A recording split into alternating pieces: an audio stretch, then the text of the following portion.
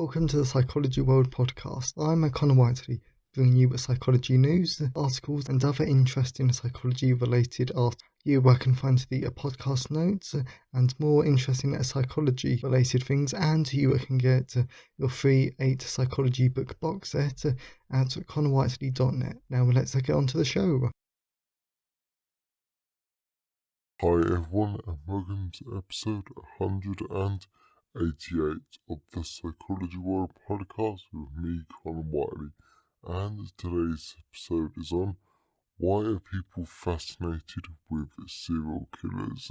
So this is a really fun episode that I really enjoy writing up, and to be honest, this is actually really quite timely though, because true crime podcasts, they're really popular. Mystery books are the second largest genre of fiction, so there's definitely a lot of interest about serial killers.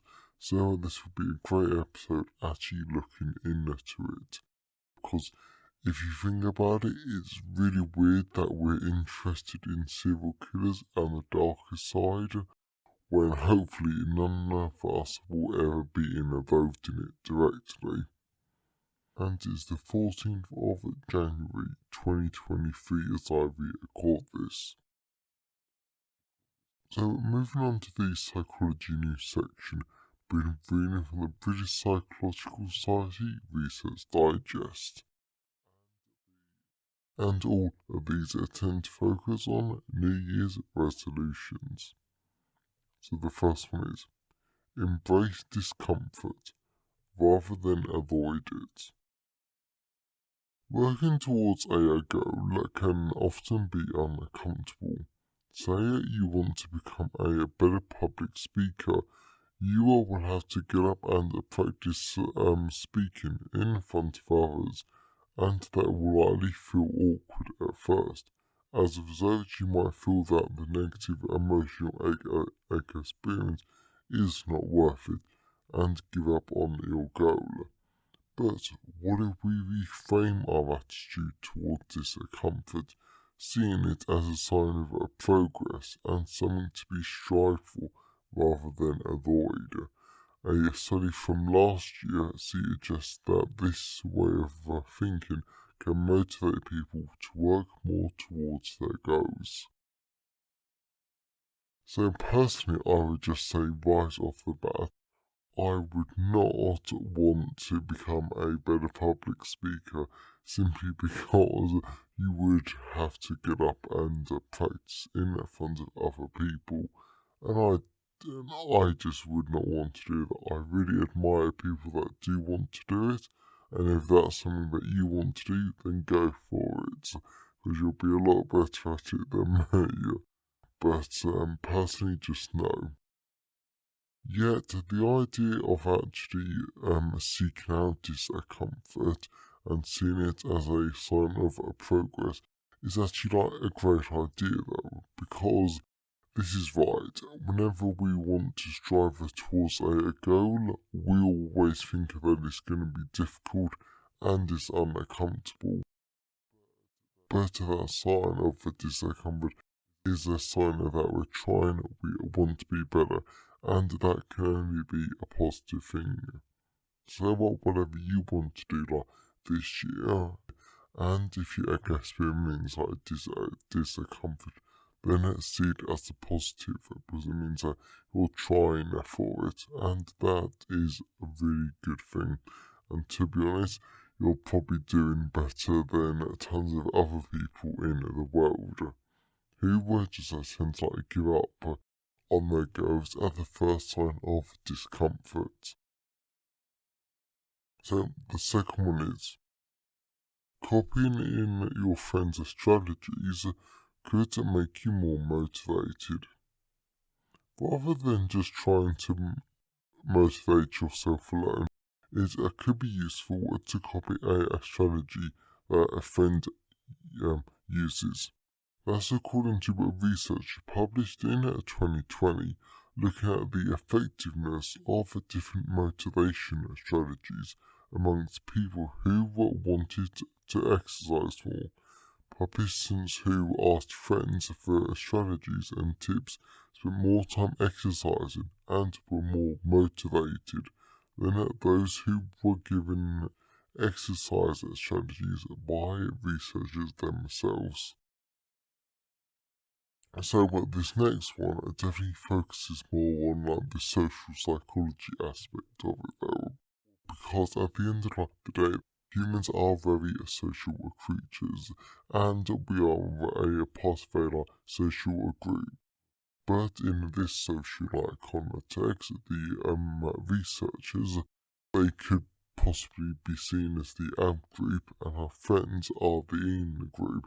And as we know from quite a bit of research, we always tend to listen more to the in group. So if one of our friends gives us a strategy that will help us, then we're more likely to copy it, we're more likely to focus on it more. And in this case, this actually has the great benefit of us being motivated to actually achieve our goals. Something that, let's face it, is very hard. So if you do it with a friend, then hopefully that will help to motivate you and that you can finally achieve that goal this year. So the last one is, planning naughty lapses can help you to achieve your goals. There's a school of thought that says if you want to achieve your goals, your commitment must be total. To save more money, you must never go on a splurge. To lose weight, you must never indulge. But this path is joyless and risky, according to a paper from 2016. The researchers found when people imagined dieting or striving for a particular goal, they felt that they would have more self-control and would be more motivated if they had scheduled days where they could take a break from the pursuit of a goal. And this seems to work in practice. Dieters who were allowed one naughty day per week found dieting more enjoyable and lost just as much weight as those on a traditional diet. So I think this is a very interesting idea because the school of thought that says your commitment to your goal must be complete. However, that is a very traditional way of thinking about it, and that's all that I've ever heard. Yeah, but although, and I think it works for certain people. I think that works. I think that would work for me if there was a goal that I would struggle with and I was trying to achieve. Yeah, but simply because I'm quite goal orientated and I'm a very driven and determined person. But someone who doesn't quite have that drive, that discipline, then they would struggle with it. And the fact that there's a more modern approach, which it does allow for naughty days, is helpful. And it's even more helpful that it's research based, so that it does work just as effectively as the more traditional though. So if you wanted to lose weight or exercise more, then maybe that's the way to go about it. And that's what I like about this psychology news section, especially when they're themed like today's one, is that there's so many different research articles out there that you pick and mix from what applies for you and your life and your own situation. Just hopefully you can get something out of this. So I hope you enjoy the psychology news section. So let's move on to the personal update. So we've moved on to the personal update. So this week has been a very full-on week because I've been doing tons of different projects and I've also launched a few things. But also I'm looking forward to going back to university next week like so many other students. Thankfully I've only got 2 modules this term, which I'm actually quite surprised about. And then I've got another workshop on it, on another day though. And I think final year students can agree with me here. Some of these workshops that they offer you for your final year project, I think are pretty much complete wastes of time sometimes. Because if someone actually knows the answer to this, please tell me and please email me. So, because I don't understand why they're doing so many references, literature searches, stuff when we've been at university for 3 years and we should have known that stuff back in year one. I don't understand it. So, thankfully, some of these workshops are optional. So, I just wanted to say that in a case you're ever in a similar boat. But it will be good to go back to university and actually similar university friends, start new modules, learn more, and continue with my dissertation.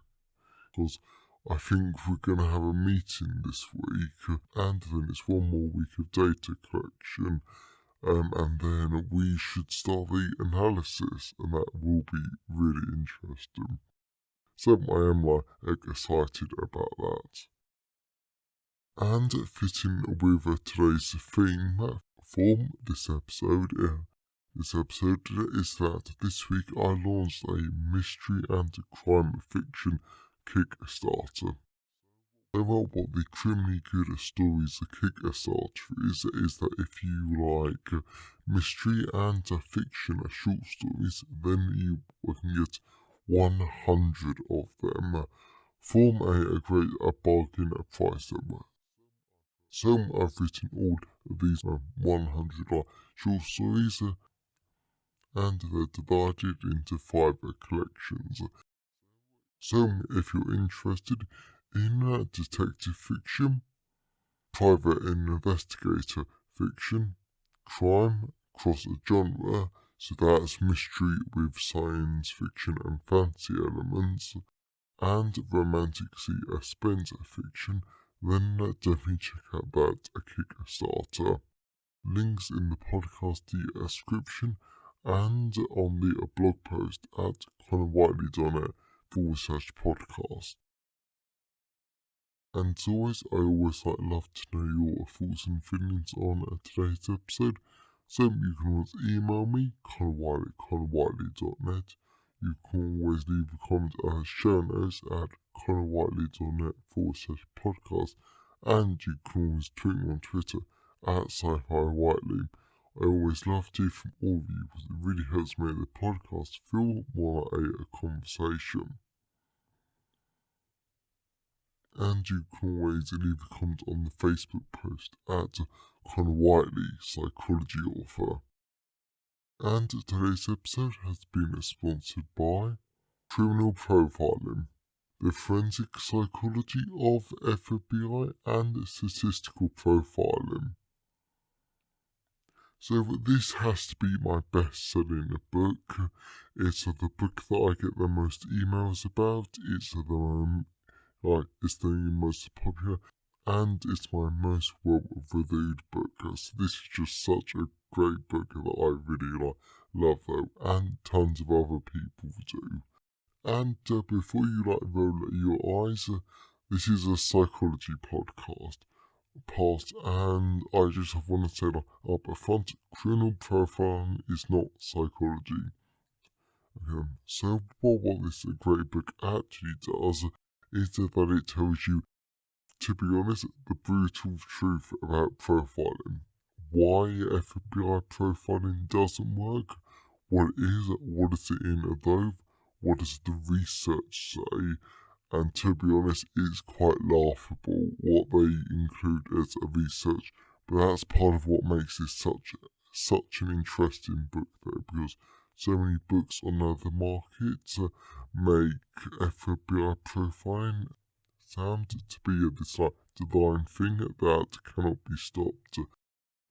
But there's a book that tells you the truth, and then it goes on to statistical profiling, which is a lot better, it's a lot more scientific, with its own flaws of its own, but it could be better.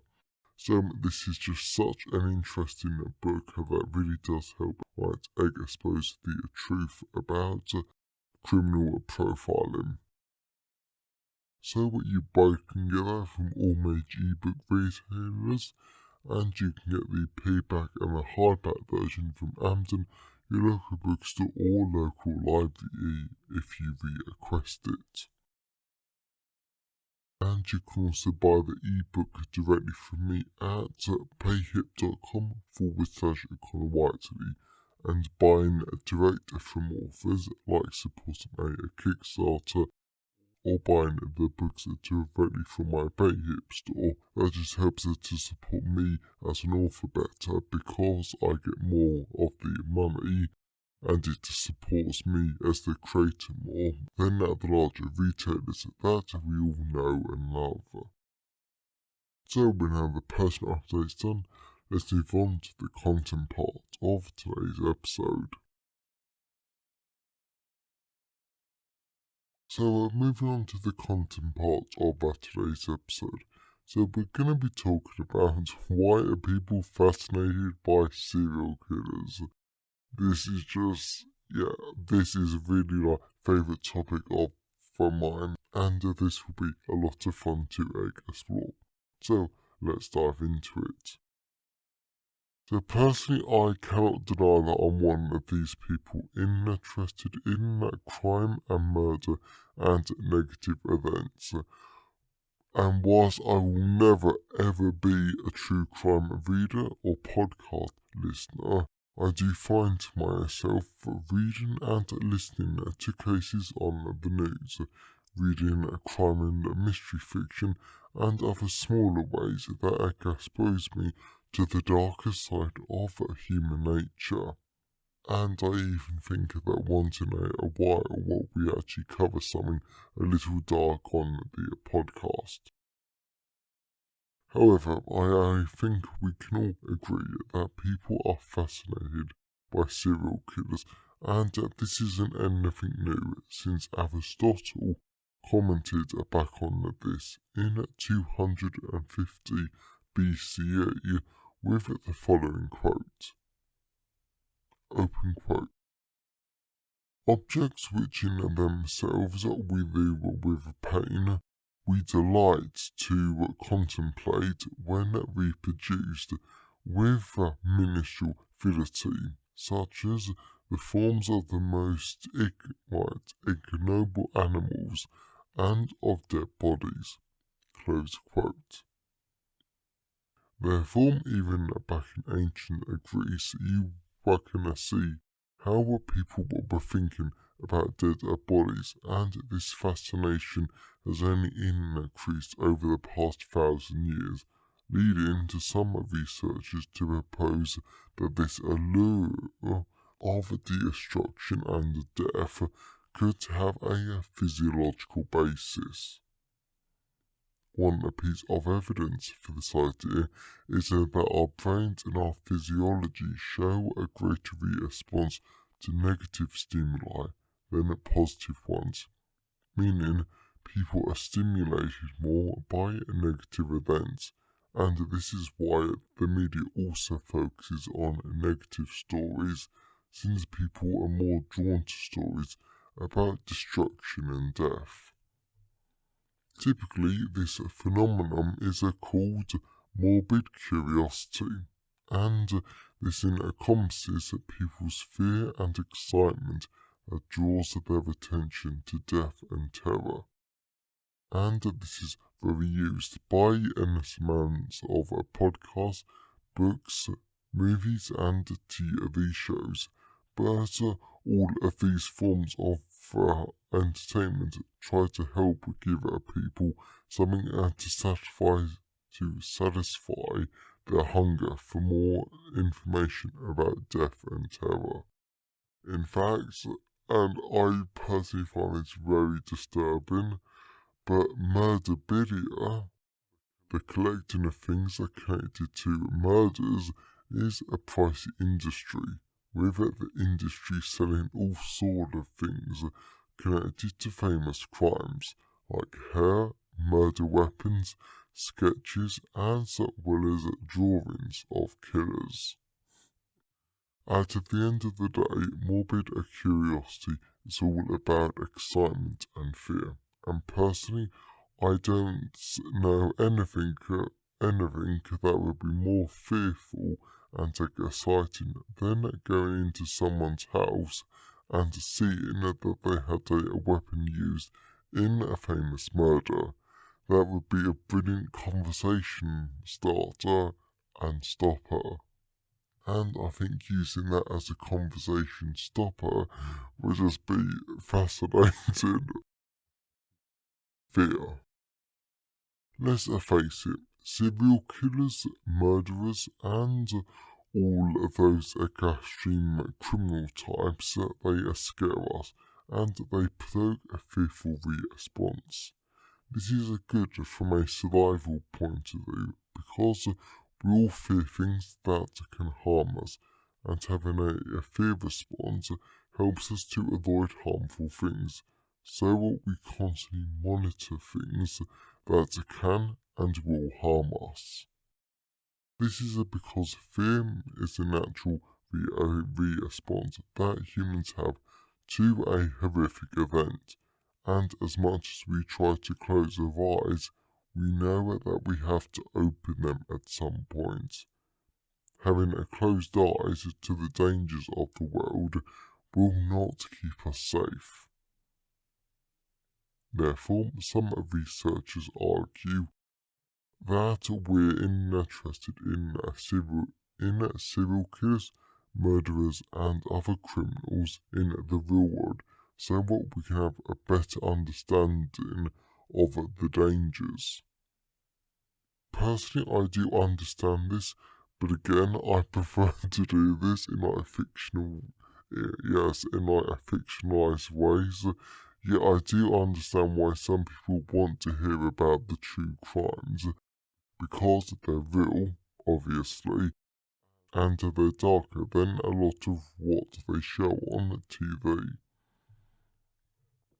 Lastly, for this section, we've also believed that we aren't the victims.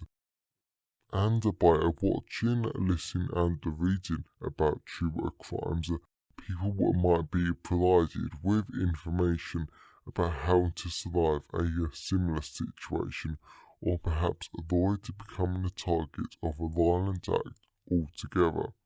As a result, people do struggle to look away from a threatening event, and this is why the allure of murder, terror, and death is so strong all over the Western world, and it will remain so for a long time. Serial killers and sensation seeking. Finally, another aspect to how people are fascinated by serial killers is a person's sensation-seeking behavior, because this involves the need for ever-increasing stimulation to satisfy the need for new and exciting experiences.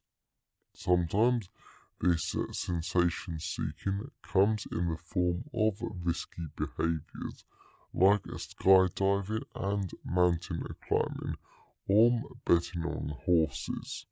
Yet serial killers serve as another way for some people.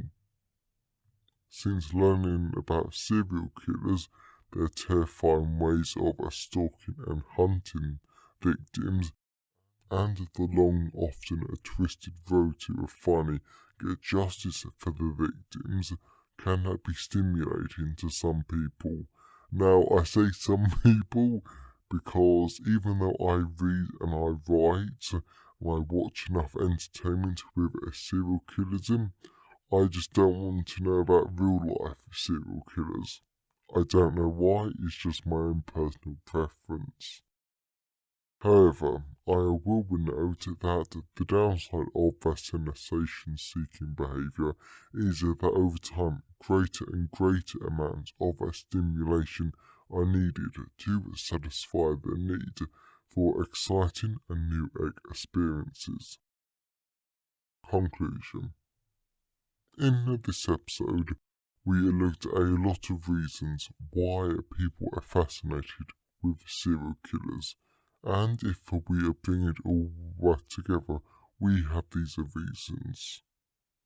People are interested in death and destruction because of our own morbid curiosity, and this is something that we all have. We all want to find out about the darker side of life, including death and murder.